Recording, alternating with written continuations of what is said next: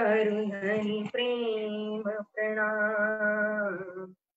अशुभ हरण मंगल करण देव चंद्र जी। श्री प्राणनाथ के मूलपति श्री मेराज सुना तेज कुमारी युगन को पल पल करूं प्रणाम। पल पल करूं प्रणाम।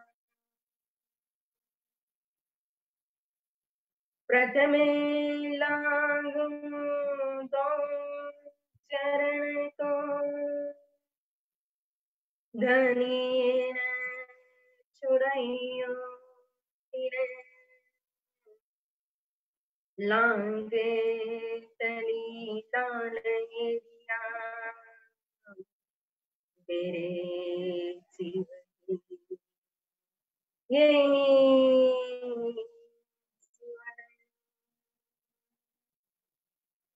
इन्हें पाँव तले पड़ी रहूं घनी नजरी खोल बात पलन बालू नेत्री मेरे जीवन यही जीवन माशिके तुम्हारी अंगना तुम अंगना की माशिके ये हुक्म लमद्र किया वजीर हकियन टुक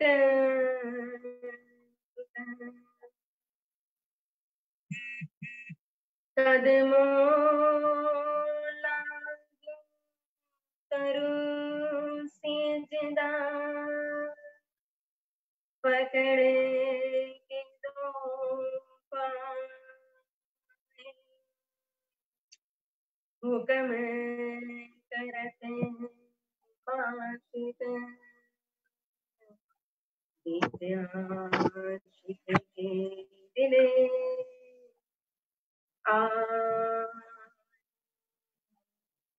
बीच आशिक के दिले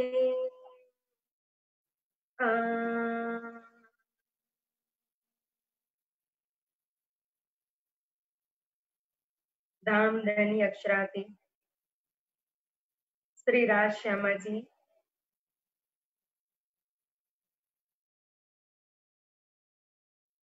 परम आदरणीय हमारे मास्टर जी श्री मनीष आहूजा जी, श्री चंद्र मेहता जी, समस्त सुंदर साथ जी, आप सभी के चरणों में मेरा प्रेम प्रणाम। प्यारे सुंदर साथ जी, दिल्ली के अंदर परंपरा रही है कि हर संडे रविवार के दिन अलग अलग मंदिर में गोष्ठी होती है और गोष्ठी मतलब कि एक सुंदर साथ का मिलावा।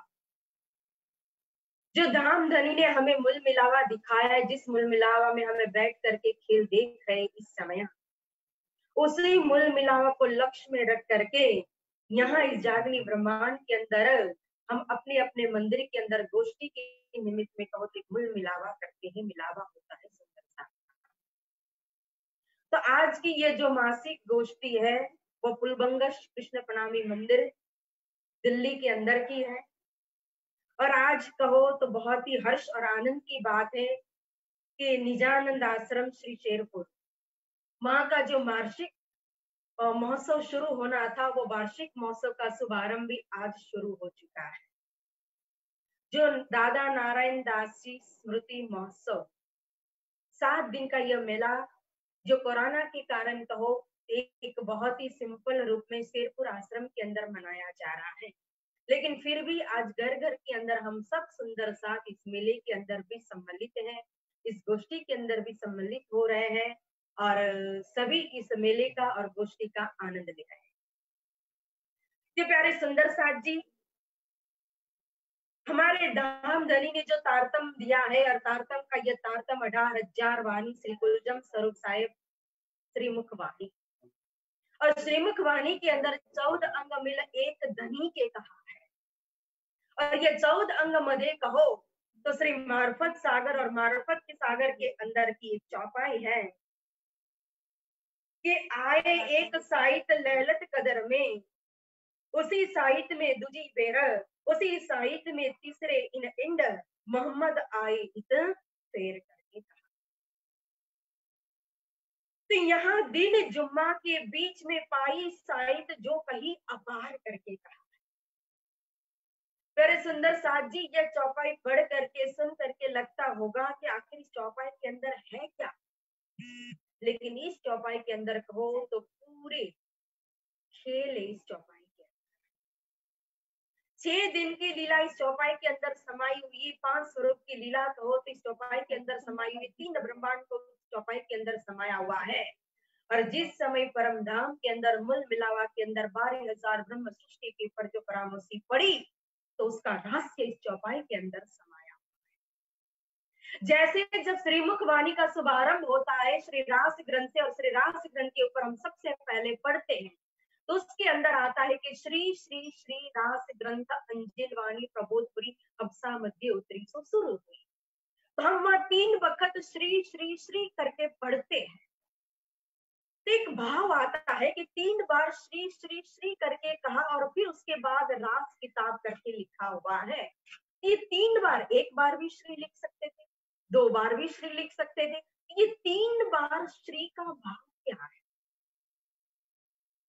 तो जैसे परमधाम के अंदर जब इश्क रब्द हुआ, प्रेम संवाद हुआ, खिलवत के अंदर मूल मिलावा के अंदर धाम धनी के साथ हादी हक और रूह के बीच में, तो उस समय जो धनी बरजे बेर बेर बेर तब हम मांगे फेर फेर फेर, हमने इस खेल की चाहना जो प्रकट की थी, धाम धनी ने हम इस खेल के लिए मनाया था, रोका था, समझाया था कि ये खेल देखने के लायक नहीं है, ये माया ऐसी अति बलवंती, ये माया की लहर ऐसी जबरदस्त है कि आप लोगों को बहा करके ले जाएगी, वह सब कुछ भूल जाओगे, न करने का करोगे, न खाने का खाओगे, न पीने का पियोगे। इसलिए अभी से सावधान कर रहा हूं कि ये खेल देखने लायक नहीं, आप मत मांगो इस खेल। तो धनी बरजे बेर बेर बेर, परंतु फिर भी हमारे अंदर इतनी चाहत थी खेल की कि हम मांगे फेर फेर फेर, 3 बार हमने खेल, जिसके परिणाम स्वरूप कहो तो जो मूल मिलावा के अंदर 12,000 ब्रह्म सृष्टि के ऊपर परामर्शी पड़ी, और उस परामर्शी उस नींद के अंदर जो लैलतुल कद्र की रात्रि यानी कि ब्रह्म रात्रि और ब्रह्म रात्रि के 3 टुक कहा, और 3 टुक यानी कि ब्रज रास और जागनी। तो ब्रज रास और जागनी, तो सबसे पहले हम आए तो ब्रजमंडल के अंदर आए, तो वो जो जब ब्रजमंडल के अंदर ब्रह्म प्रिया प्रकट हुई थी, जो नींद में देखे सुपने योग जी हम ब्रजवधु जन कहा, जैसे नींद के अंदर स्वप्न प्रकट हो गया, तो उसी नींद स्वरूप ब्रह्मांड के अंदर जैसे हमारी सुरता एक स्वप्न के अंदर प्रवेश करती है, वैसे ब्रह्म सृष्टि की सुरता कहो तो ब्रजमंडल के अंदर जो गोपियां थी, उन गोपियों के अंदर उन पवित्र जीव के ऊपर ब्रह्म सृष्टि की पवित्र आत्मा आकर के विराजमान हो गई, ब्रह्म सृष्टि ब्रजमंडल के अंदर प्रकट। तो वो समय कौन सा था?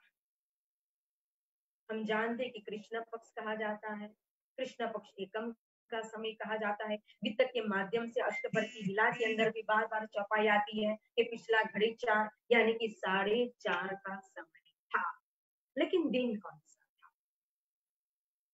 वह जो दिन था उसी दिन का खुलासा यहाँ किया हुआ है कि दीन जुम्मा के बीच में पाई साहित्य जो कही अपार करके।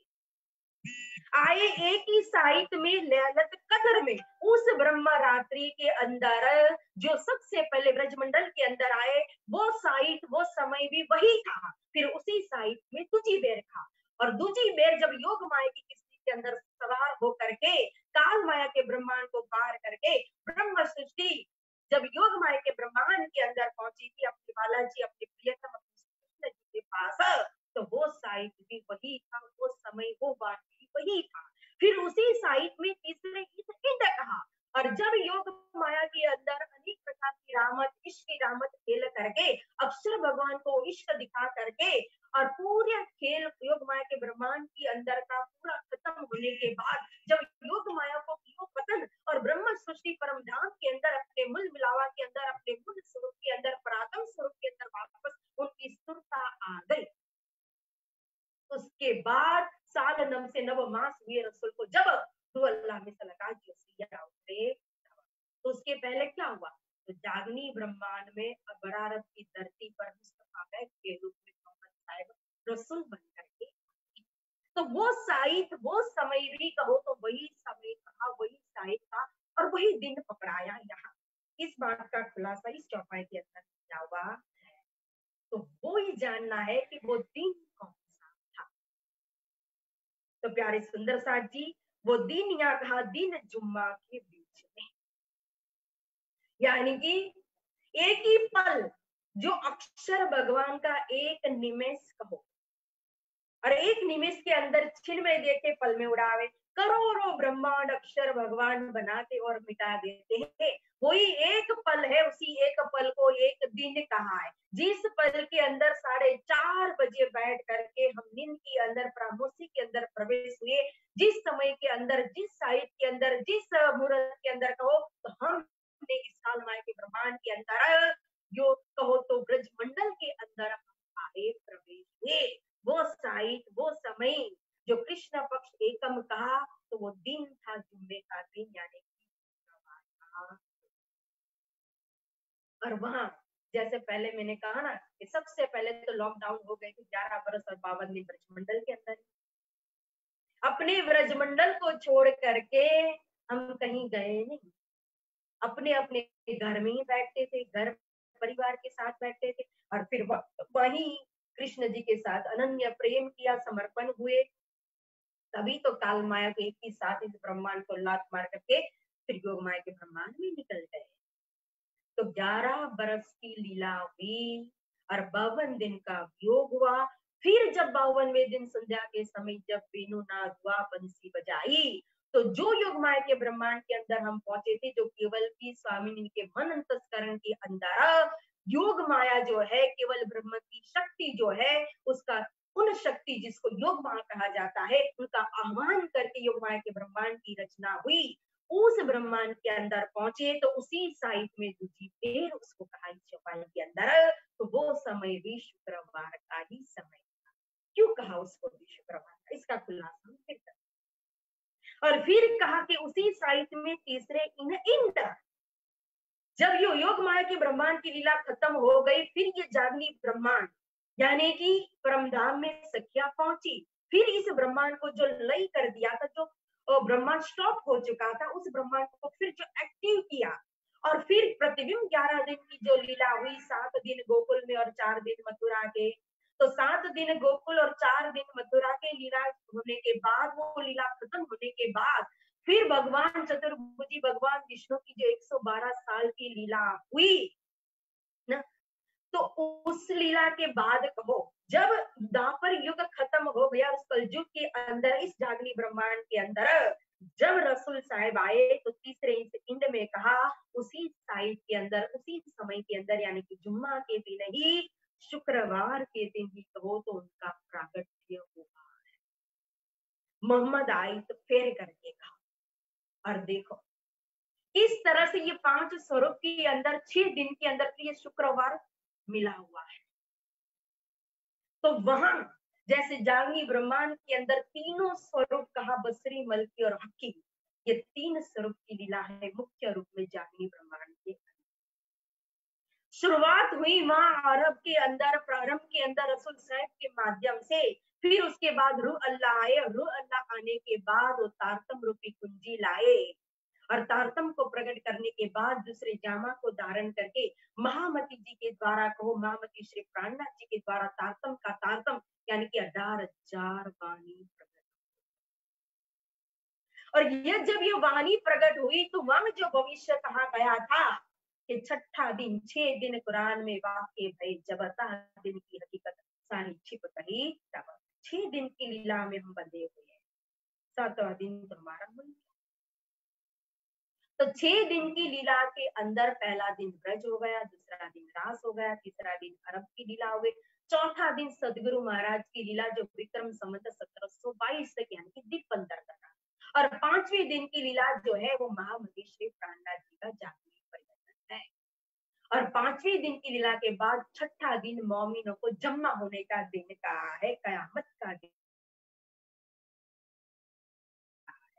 तो उस कयामत के दिन के अंदर जुमा के दिन, तो जब श्री जी स्वयं हमारे धाम दुला अक्षरातीत महामती श्री प्राणनाथ जी, जिनके अंदर श्री धनी जी को जोश, आत्म दुल्हन, नूर, हुक्म और बुद्ध कहा, ये पांचों शक्ति जिनके अंदर विद्यमान थी, नाम श्रृंगार शोभा सारी में पेश, जिसको कहो तो अक्षरातीत ने स्वयं अपनी नाम, अपना यश, अपनी कीर्ति, अपनी गुण, अपनी महिमा, अपना श्रृंगार सब कुछ इन स्वरूप को प्रदान किया हुआ है, अपनी बुजरकी तक अपना स्वरूप तक अपना दिया हुआ है इन इहिया को, महामती श्री प्राणनाथ जी को। तभी कहा कि मोती को मोल करो न जाए, ना तीनों कानों सुनाए सोई जले जो मोल करे, और सुनने वाला भी जल करे, इनके बराबर किसी की। और देखो यह स्वरूप जब अपनी लीला जो जागनी लीला है, अपना संपूर्ण कार्य जो कयामत का है, और कयामत का संपूर्ण कार्य करने के बाद जब यही स्वरूप 1748 के अंदर कहो मार्फत सागर जब प्रकट हो गया, वाणी कंप्लीट हो गई, तो उसके बाद 3 साल अंतरंग आनंद के अंदर भरपूर परमधाम की नियामत ये वाणी गर्जतमान संसार दे करके फिर 51 के अंदर जब हमारे धाम धनी पर्दा में गए, हमें छोड़ करके नहीं गए, जब पर्दा में हुए वो विक्रम संवत 1751 के अंदर, तो वो दिन कौन सा बताओ? वितक साक्षी है, श्री लालदास महाराज जी पर अपनी वितक के अंदर कहो तो चौपाई के अंदर इस दिन का खुलासा किया है कि वो दिन भी जुम्मा का दिन यानी कि धनी पर्दे में हुए तो शुक्रवार का ही दिन था। और वही जो छठा दिन जो कयामत का दिन है, जम्मा होने का दिन, तो मोमिनों को जम्मा होने का दिन, वही छठा दिन तो अब चल रहा है। तो परमधाम से देखे तो वही पिछली घड़ी 4 का 4 है, इतना रत्ती भर भी समय में कोई परिवर्तन नहीं हुआ है। और उसी घड़ी में, उसी साइड में, उसी दिन में जब आए, उसी दिन में व्रज की लीला, उसी दिन में रास की लीला, उसी दिन में कहो तो प्रारंभ की लीला, उसी दिन में कहो तो चौथे दिन की लीला, उसी दिन में कहो तो 5वें दिन की लीला, और उसी समय में यह छठा दिन जागने का दिन भी, जहाँ स्वयं महामती श्री प्राणनाथ जी ने शुक्रवार के दिन ही पर्दे के अंदर जा करके उसी जुम्मे के दिन को या शुक्रवार करके जागरण कर दिया। एक ही दिन, एक ही समय के अंदर कहो तो सारी लीला 3 ब्रह्मांड की, और कहो तो 5 स्वरूप की, और 6 दिन की लीला कहो तो एक ही के अंदर पूरी, यही खुला इस चौपाई के। तो प्यारे सुंदर साथ जी, और इस जागनी ब्रह्मांड के अंदर जो तारतम की शक्ति के द्वारा जो हमारी आत्म जागृति यानी कि कयामत का समय बताया हुआ है, तो हमें तारतम की बुद्धि को ग्रहण करना है। कभी कभी हम भूल जाते हैं तारतम हमारे पास है, लेकिन तारतम के चश्मा को पहन करके देखने के बदले में कभी कभी हम अपनी बुद्धि से भी तर्क करने लगते। अभी जो बात सुनने में आई, दिल को बहुत दर्द होता है। कभी कभी सुंदर साथ या प्रचारक ऐसा करते हैं कि अपने ही या तो अपने गुरु की महिमा को बढ़ाने के लिए स्वयं हादी के ऊपर उंगली उठाते, सदगुरु के ऊपर उंगली उठाते, महामती श्री प्राणनाथ जी के ऊपर। लेकिन देखो अगर बेटा कितना भी बाप से बड़ा कद में हो जाए या बल में हो जाए या बुद्धि में बड़ा हो जाए, लेकिन फिर भी वो बाप के आगे वो बेटा ही रहता है। वो बेटा कभी बाप का बाप नहीं बन सकता। आज हम जो है वो हमारे महामती श्री प्राणनाथ जी का आशीर्वाद, उनकी मेहर, उनकी कृपा वो गुरुजन के ऊपर बरसती है। आज जितने भी पैगंबर तीर्थंकर इस संसार के अंदर संदेश देने वाले हुए, तो वो सब पैगंबर तीर्थंकर आकर के महामती श्री प्राणनाथ जी के अंदर समा गए। आज हम जितने भी गुरुजन है, तो धामधनी श्री राज जी महाराज ने हमें एक शोभा दी इस तन को, क्योंकि व्यक्ति कभी पद से या स्थान से बड़ा नहीं होता है, वो अपने कर्म से, अपनी करनी से, अपने से बड़ा। अगर पद और स्थान अगर उससे मिलता है, प्राप्त होता है, मान मिलती है, प्रतिष्ठा मिलती है, तो उसके पूर्ण कर्म के आधार, पुण्य के आधार पर परमात्मा की मेहर से, जी महाराज की कृपा से मिलता है। लेकिन फिर वो पद और स्थान मिलने के बाद, और प्रतिष्ठा और मान मिलने के बाद, उसको आगे पहुंचाने वाला स्वयं उसका अपना कर्म होता है, अपनी रहनी होती है, अपना धर्म पालन होता है। तो हम चाहे कितने भी इस संसार के अंदर मान और प्रतिष्ठा को, गुजरती को प्राप्त कर ले, लेकिन फिर भी इस संप्रदाय को देने वाले हम नहीं है। हम तो हादी के कदम पर कदम रख करके चलने वाले हैं, उनकी चरण रज है।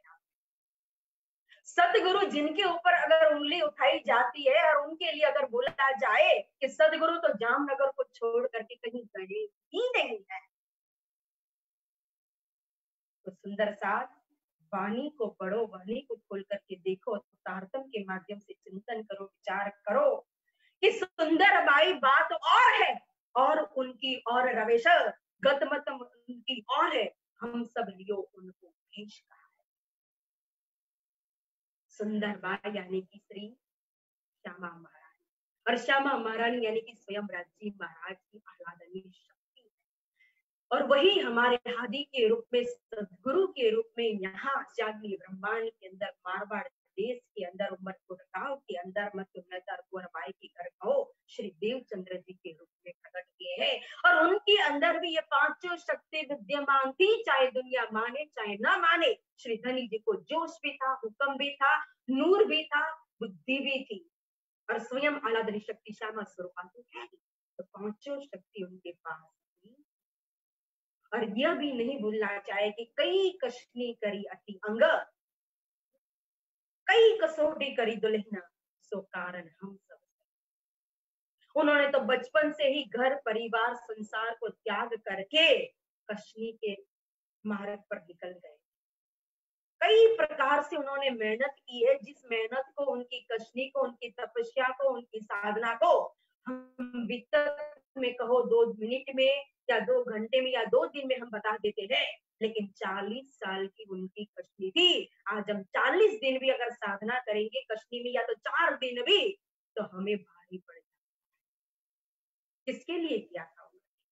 और वो 40 साल कशनी करने के बाद फिर उन्होंने इस तारतम को, इस दुनिया के अंदर जो तारतम सारे ब्रह्मांड को मुक्त करने वाला है, जिस तारतम से जीव कहो तो विश्व को प्राप्त करेगा, जिस तारतम से कहो तो ईश्वरी अक्षरधाम जाएगी, जिस तारतम से कहो तो ब्रह्म सृष्टि का दरवाजा खुलेगा परम धाम का, जिसके लिए ये तारतम लेकर के आए थे, जो तारतम जड़ चेतन को भी मुक्ति देने वाला है, जिस तारतम की वाइब्रेशन करके कहो इस धरती को पावन कर दिया था, धन्य धन्य कर दिया था इस हिंदुस्तान को।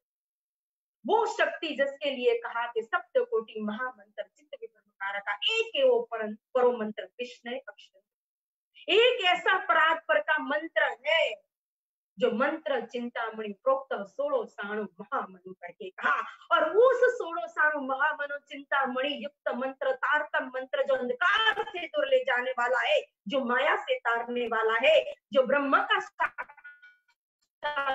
करने वाला है, जो अखंड मुक्ति देने वाला है, जो मोक्ष का दरवाजा खुलाने वाला है, जो कहो तो निज आनंद को देने वाला है, जो अपनी आत्मा का संपूर्ण न्यामत को प्राप्त कराने वाला है, वह तारतम देने वाले स्वयं हमारे हाथ है महाराज धनी श्री देवचंद्र जी है, जिनके लिए मैंने कहा ना सुंदर बाई बात और है, उनकी और कभी गत मत उनकी और है, उनकी बुद्धि कहो, उनका कौल फैल हाल कहो, उनकी रहनी कहो, वहां तक हमारी बुद्धि पहुंच भी नहीं सकती है।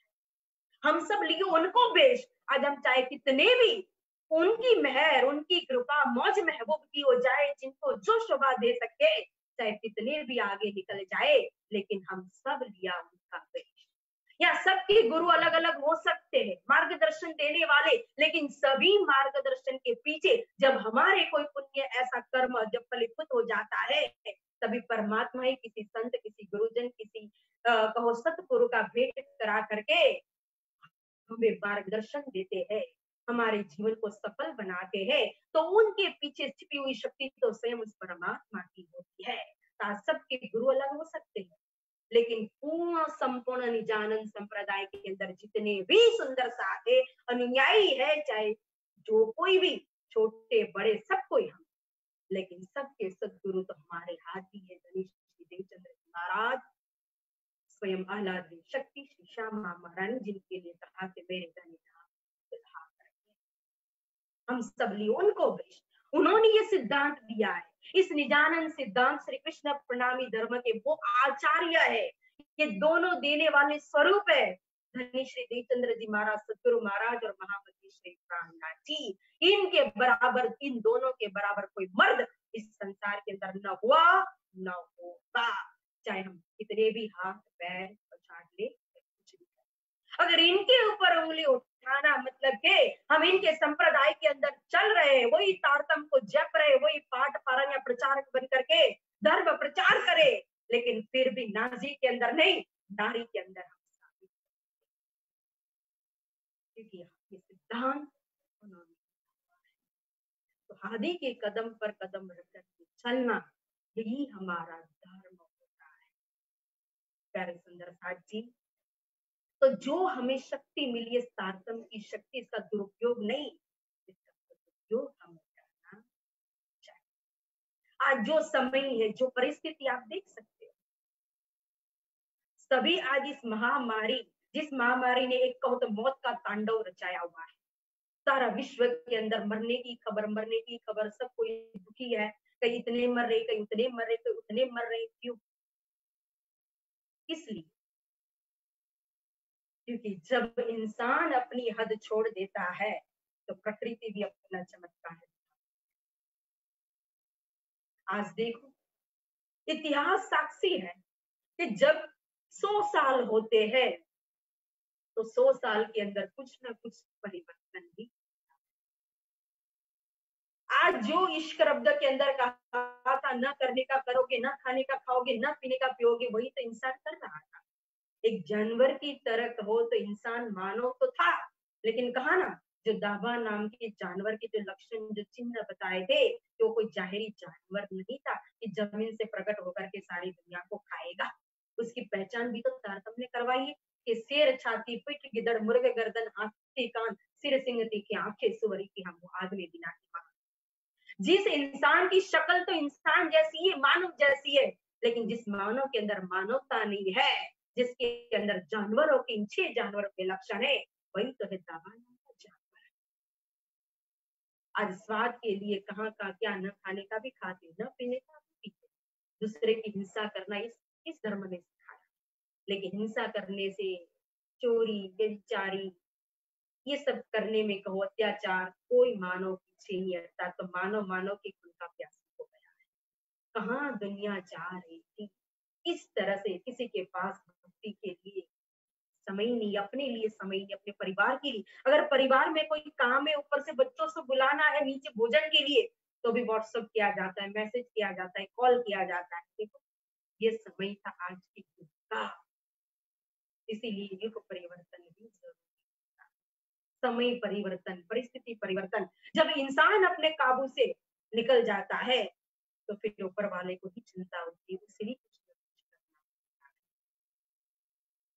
जब मैंने इतिहास को देखा तो 1720 में सबसे पहले बीमारी आई थी, जिसने मौत का तांडव रचाया था, प्लेग नाम की बीमारी, जिसकी कोई दवा नहीं थी। फिर 100 साल हुए, 1820, उसके अंदर हैजा करके एक बीमारी आई, जिस बीमारी का कोई इलाज नहीं था, और उसने भी एक मौत का तांडव रचाया। और कितने लाखों करोड़ लोग मर गए। फिर 1920 में भी एक बीमारी आई जिसका नाम था फ्लू करके, उसकी भी कोई दवा नहीं थी और उसने भी मौत का तांडव रचाया। और अभी 2020 के अंदर अभी एक बीमारी आई जिसका नाम है कोरोना वायरस, जिसकी दवा नहीं दुनिया के पास है और आज इसने भी मौत का तांडव रचाया। क्यों? मानव की बुद्धि को परिवर्तन, अगर सुधर सके तो कुदरत ने समय दिया है कि इंसान तू सुधर जा, अभी भी समय है, तू संभाल। इसलिए परिस्थिति को देखते हुए हमें अनुशासन का पालन करते हुए अपनी आत्म जागृति को जागृत करके पॉजिटिव दृष्टि लेकर के इस परिस्थिति का सामना करना, क्योंकि जो हमारे हाथ में नहीं उसकी चिंता करने की जरूरत नहीं होती है। चिंता तो ऐसी डंकनी है जो काट कलेजा खाई कहा है, अगर हम चिंता करेंगे तो परमात्मा क्या करेंगे। इसलिए फिक्र नहीं जिक्र करना है। यह समय जो मिला है वो फिक्र का नहीं जिक्र का समय मिला है, लॉकडाउन। इसलिए फिक्र नहीं जिक्र करो सुंदर साथ, फिक्र करे सो बावरा जिक्र करे सो साथ, उठ फरीदा जिक्र करे फिक्र करेगा आप। जब हम जिक्र करेंगे, प्रार्थना करेंगे, जप करेंगे, तप करेंगे, व्रत करेंगे, ध्यान करेंगे, हमको चिंता। जब महाभारत की लड़ाई कुरुक्षेत्र के अंदर जो हुई वो युद्ध खत्म हो गया, एक ऐसा विशाल युद्ध जिसके अंदर सब कुछ खत्म हो चुका। और वो युद्ध खत्म होने के बाद जब राज्याभिषेक की बारी आई, सिंहासन पर हस्तिनापुर के राजा जब युधिष्ठिर को बनाया जा रहा था तो युधिष्ठिर भागने लगा। उसने संन्यास वेश धारण कर लिया और कहा कि नहीं, जहां मेरे ही स्वजनों का, मेरी ही प्रजा का रक्त बहा हो, इस युद्ध के अंदर कुछ भी मुझे नहीं मिला, एक खून के अलावा, रक्त के अलावा। अब मैं इस सिंहासन पर नहीं बैठ सकता, मुझे इसके पाप का प्रायश्चित करने के लिए मैं वन में जाऊंगा, तब करूंगा। तब श्री कृष्ण जी ने एक ही बात समझाई थी कि देखो, नियति हमारे हाथ में नहीं होती। हमें लगता है अगर हम ऐसा नहीं करते तो ऐसा हो जाता, अगर ऐसा करते तो ऐसा होता, लेकिन वो सोच, वो विचार, हमारी ताकत, उसके हाथ कितने छोटे होते हैं कि वो नियति तक, अंजाम तक जो कुदरत ने सोचा है उस हुक्म तक हमारे हाथ पहुंचे। महाभारत की लड़ाई तो होनी ही थी, चाहे दुनिया कुछ भी करे, उसको रोकने वाला कोई नहीं था। यही शब्द मधुसूदन श्री कृष्ण जी ने गांधारी को भी समझाया था। जब गांधारी ने कहा कि नहीं, अगर कृष्ण मुझे पहले ही तुम बता देते कि कर्ण कौंती पुत्र है। महाराज श्री 2 मिनट शेष हैं। ईश्वर की सौगंध युद्ध नहीं होता, कभी भी यही बात कृष्ण ने समझाई। इसलिए प्यारे सुंदर साथ जी, हमारे हाथ में परिणाम नहीं है, लेकिन समय हमारे हाथ में, जिक्र करना हमारे हाथ में। हम खुदा के बंदे हैं, परमात्मा की अंगना है, श्री जी महाराज की अंगना है, तो दुल्हन बनकर के अंगना भाव से महाराज जी को रिझाए और जितना हो सके जिक्र करे, विश्व के लिए, दुनिया के लिए, सुंदर साथ के लिए, सबके लिए, और अपने आत्मीय बल को जागृत करते हुए हम हिम्मत से आगे बढ़े। यही शुभकामना देते हुए सभी सुंदर साथ के चरणों में प्रेम प्रणाम। प्यारे सुंदर साथ जी, और गोष्ठी जिसकी उसके जो यजमान है उसको भी बहुत बहुत शुभकामना।